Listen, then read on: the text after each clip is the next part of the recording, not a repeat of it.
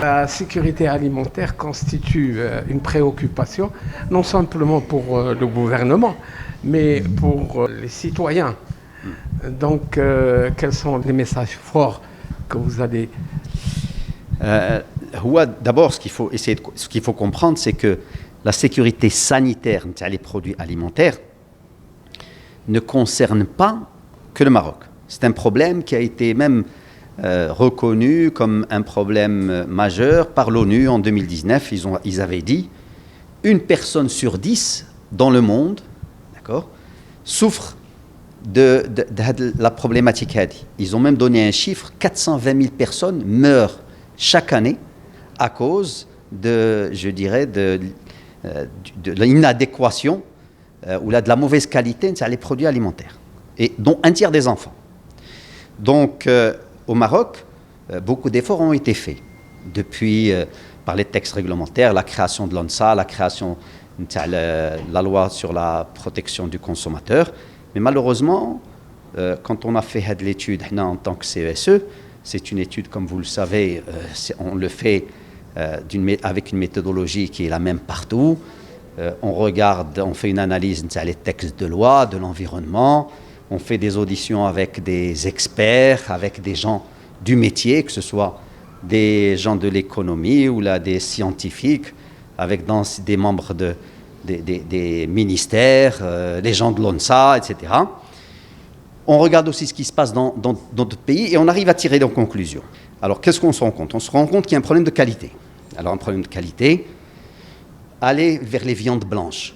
Problème de qualité au niveau les abattoirs de volailles qui sont en fait des abattoirs clandestins. Riechet. Aller sur les viandes rouges. Nous avons des problèmes d'hygiène dans les abattoirs. Il y a beaucoup de choses à dire. Il y a même des vétérinaires qui ne veulent pas aller dans certains mzarat. Aller au niveau des les légumes, le khodar. Vous avez deux problèmes. Un, une utilisation abusive de pesticides.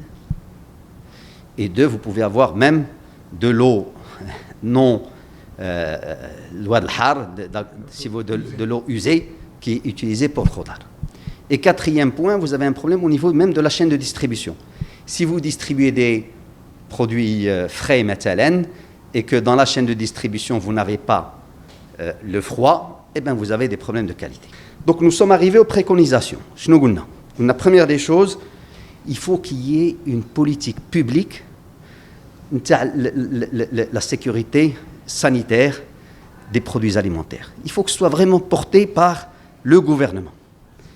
Et elle va tout définir. Deuxième des choses qu'on a dites, il faut qu'il y ait un comité scientifique indépendant qui, lui, s'occupe de l'évaluation des risques. Vous ne pouvez pas avoir celui qui contrôle, qui lui-même dit, voilà, est-ce que les risques sont bons ou ne sont pas bons. Donc ça, c'est la deuxième des choses. Troisième des choses qu'on a dit, il faut créer une superbe agence qui va être, ça peut être l'ONSA, renforcée en ressources, renforcée en attribution, mise au niveau le chef du gouvernement, d'accord, pour que tous les ministères puissent travailler ensemble, donc qui va se charger de la gouvernance.